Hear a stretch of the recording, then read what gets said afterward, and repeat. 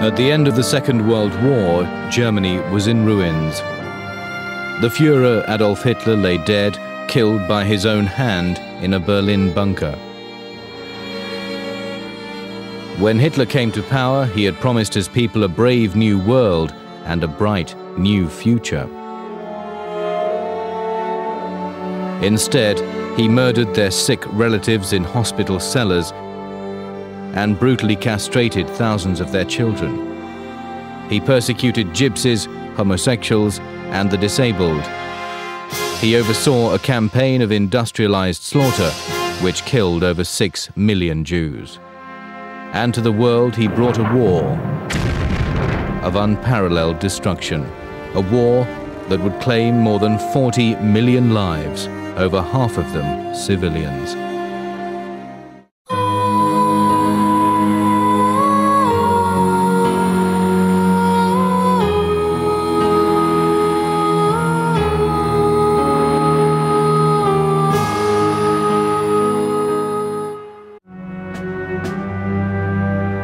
In 1914, patriotic crowds gathered in German streets to celebrate the outbreak of World War I. Amongst them was the 25-year-old Hitler. He was a failed artist scraping an existence in a Munich doss house. He joined the German army, hoping to turn his frustration with life into action. In the nightmare of the trenches, Hitler found a world which matched the darkness of his own mind. While most soldiers dreamed of their families and homes, the young Hitler dreamed of only one thing: war. The First World War brutalized him, deadened his feelings, made him see everything in propaganda terms as, a clash of good and evil, black and white. When the war ended in disaster for Germany, Hitler was an angry man. He ranted to anyone who would listen that Germany had been betrayed by a conspiracy headed by Jews. If he had been in charge, he would have known exactly what to do.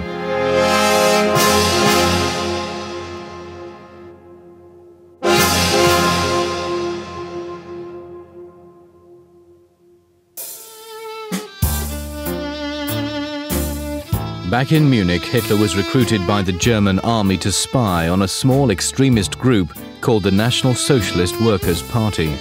The group was nationalistic, anti-Semitic, and violent. Hitler liked what he saw and offered his services as a speaker. Here was somebody who was aggressively asserting German interests and German values.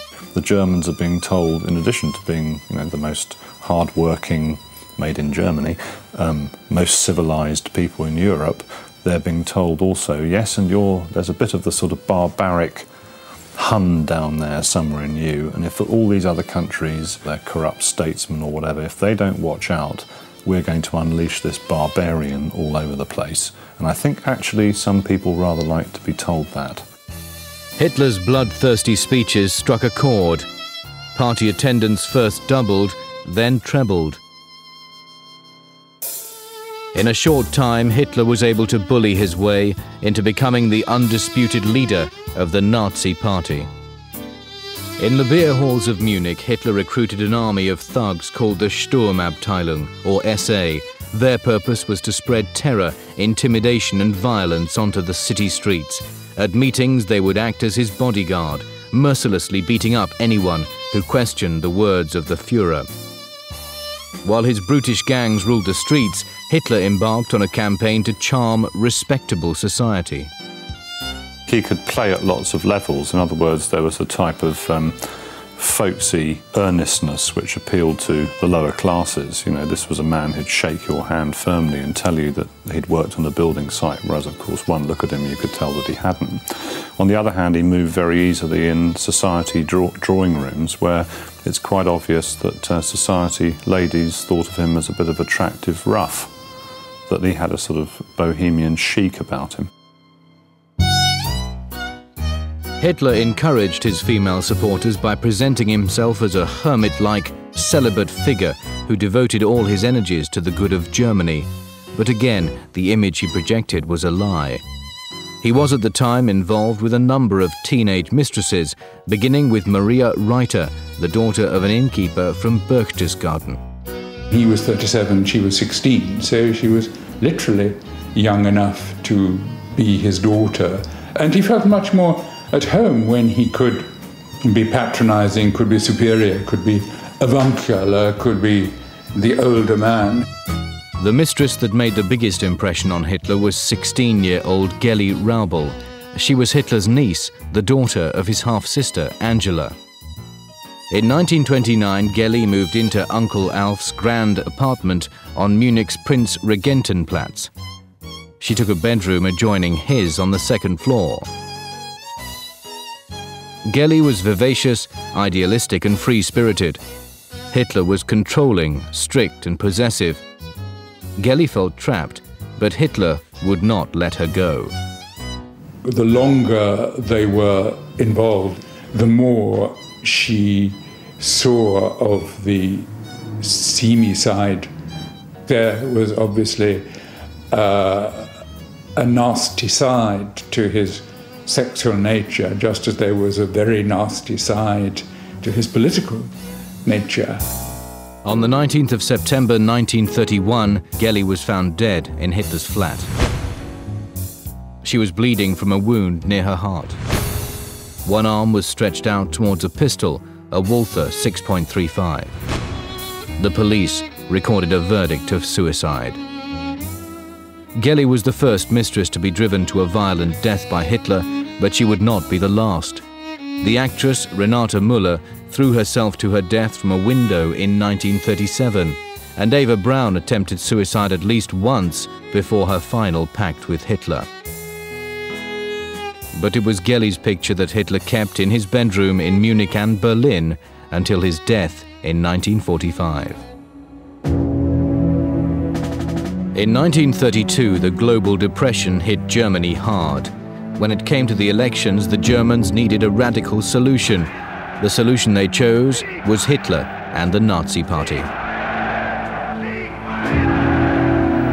Germany is in a state of absolute chaos, and along out of nowhere comes this unknown soldier figure, the Messiah, whose role it is to lead the German people into a type of paradise on earth. And you don't have to wait until the afterlife. This is in the here and now. But Hitler's new German paradise was not a place where everyone was welcome.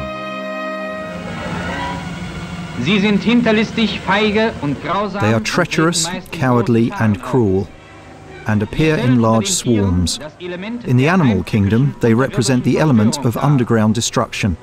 In fact, they are just like the Jews.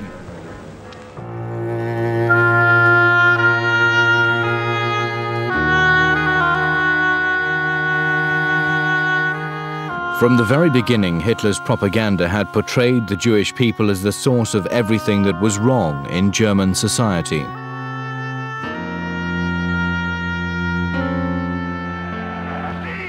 When Hitler came to power, he banned marriage and sexual intercourse between Germans and Jews. And he reintroduced a medieval law forcing Jews to wear a yellow star of identification. In November 1938, Hitler whipped up anti-Semitic feeling into a nationwide frenzy of violence. Jewish shop windows were broken, over 100 Jews were killed, and 27,000 were interned in camps for their so-called protection. It was called the Reichskristallnacht, the Imperial Night of Crystal. In the morning at school, we knew that the local synagogue was burning. And as a young boy, you're curious and you want to see. So we sped off on our bikes about 10 kilometres. By the time we got there, the synagogue had pretty much burned down. The fire brigade was standing there watching, but they weren't putting out the fire.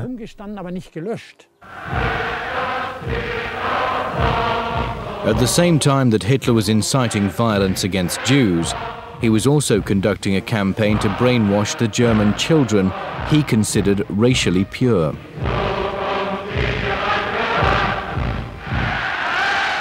These were to be the seeds from which he would grow a master race.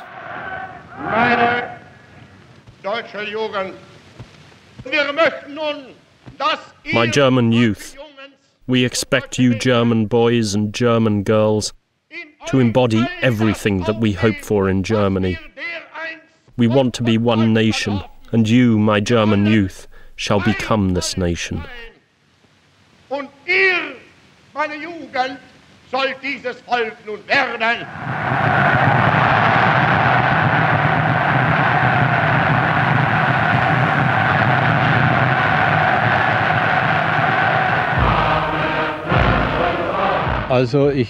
I was 6 or 7 years old and was lucky enough to meet Hitler. I gave him flowers and he patted me on the head. I must admit, as a small boy, I was blown away by the man. It was like a religious experience. At one point he makes a very crucial speech where he says, we're going to take a child of 6 or 8 and put them into the junior branch of the Hitler Youth, then they will go into the SS, the army or whatever, and we will keep them, we will have captured them for the rest of their lives. Mein Führer,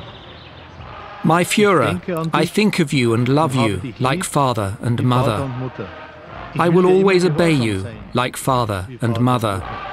And when I grow up, I'll help you like father and mother. And you'll be proud of me like father and mother.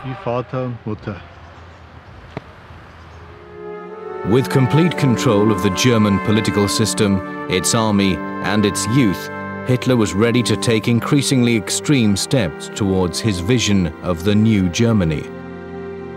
But to do this, he would need a war.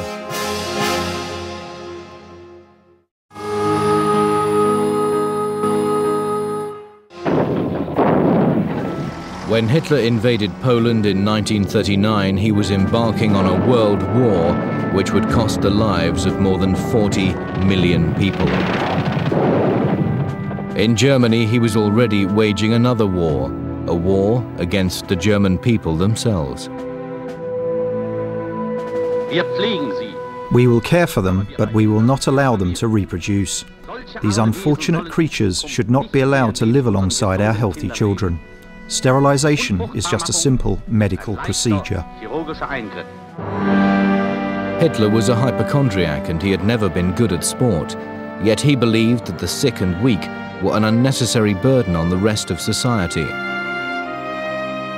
In 1933, he ordered the brutal sterilization of 400,000 gypsies, disabled and long-term unemployed, people that he considered genetically substandard.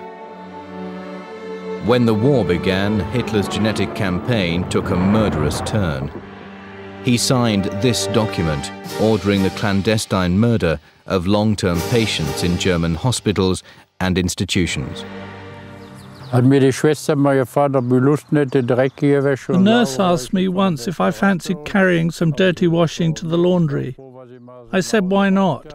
I was pleased to get out of doors for a bit.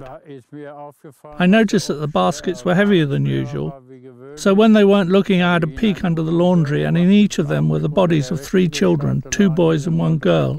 And on another day, it was the other way round. At first, the systematic killing was carried out by lethal injection. But as Hitler's list of murder candidates grew, a new technique for mass murder was developed. It was tested in 6 provincial hospitals, including Hadamar Asylum in Hessen. Here, the patients were taken into the basement where they were asked to undress. They were then directed to the shower room.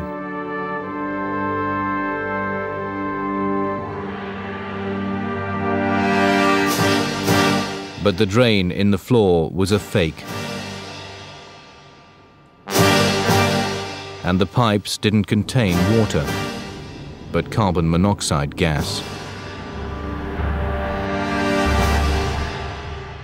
The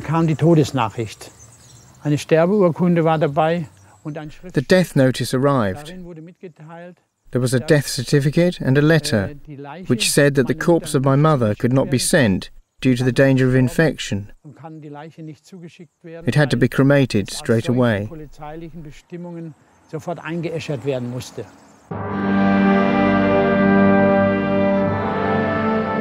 Hitler's hospitals of death claimed over 300,000 lives. The bodies were never released to the relatives, in case they uncovered the truth.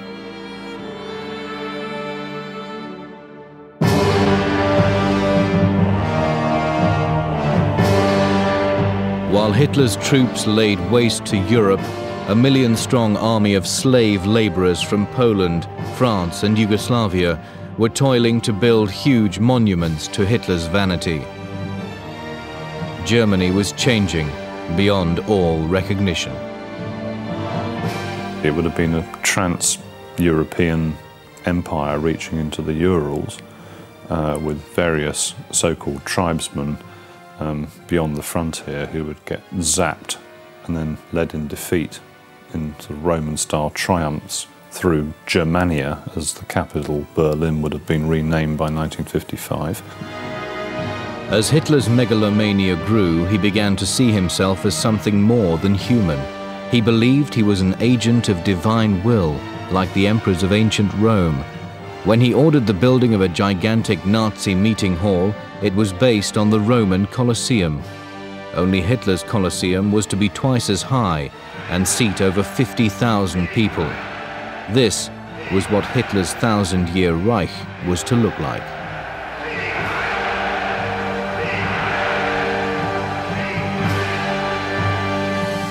If the international Jewish finance crew succeeds in plunging the peoples of the world into another world war, the result will not be the Bolshevization of the planet and the victory of the Jews. The result will be the annihilation of the Jewish race in Europe.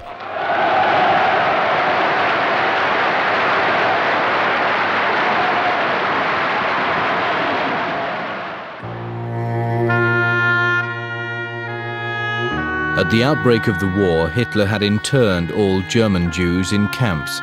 In occupied territories such as Poland, they were corralled in inner city areas called ghettos. Here, they were to be worked to death, manufacturing material to help the German war effort. We were herded into the barbed wire enclosure, the Lodz ghetto.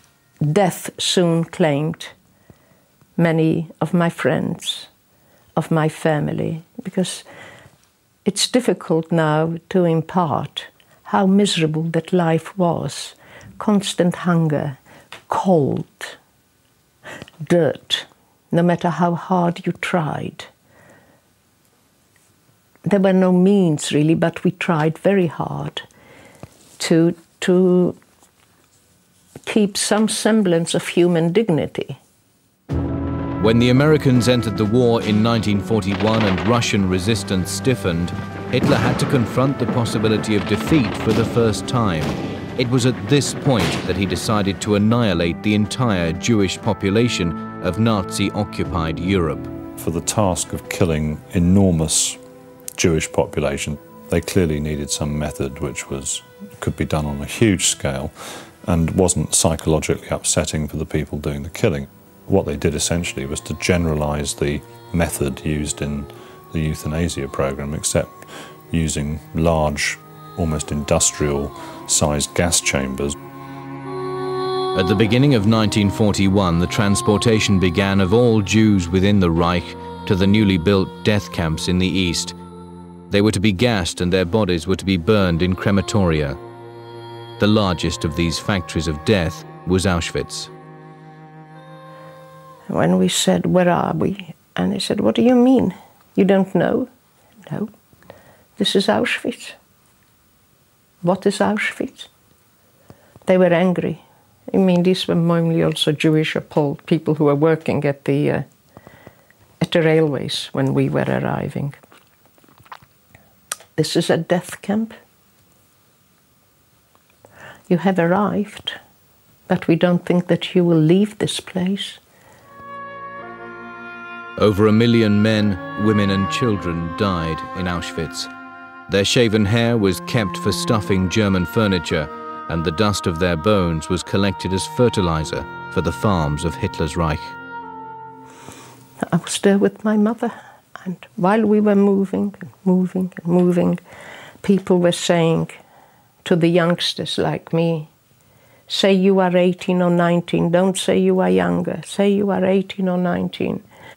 When it came to my mother, she just told the truth, didn't realize we are 44, 45. I was told to go to one side, and I wanted to run after her, and I was asked how old I was, and I said 19, and I was put to the other side, and this is the last I saw of my mother.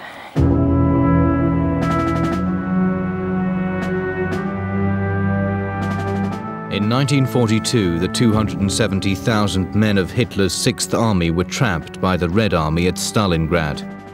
Hitler refused to allow them to retreat. As they stared annihilation in the face, he ordered them to die like heroes. When the 90,000 survivors surrendered, Hitler went berserk. But the tide had turned. He was losing the war.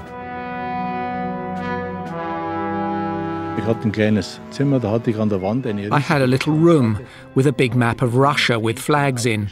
I noticed that after the Battle of Stalingrad, the flag started moving backwards. Soon it was clear that the war was coming to Germany, and we wondered, what will happen then? As Russian tanks crashed across the German borders and headed towards Berlin, Hitler carried out yet another act of betrayal. Hitler had decided that, being an extreme social Darwinist, that the German people had shown that they were not fit for the fight against what had proved to be the stronger people to the east. And he thought, well, they haven't won it, they've shown themselves almost biologically deficient, so they must be useless. So therefore, I don't care whether we blow the whole place to pieces. He orders the complete destruction of the whole infrastructure of Germany. Hitler's Nero order was never carried out. The Germans had finally had enough. Hitler appeared one last time before the cameras. He was a physical wreck, smiling inanely as he touched the faces of boy soldiers about whose imminent death he cared nothing. On the 28th of April 1945, Hitler married Eva Braun, and on the following afternoon he poisoned and shot himself to avoid capture. In his final will and testament, Hitler declared his love for the country he had destroyed and warned future German leaders to observe the laws of race and mercilessly oppose that universal poisoner of all peoples, the Jews.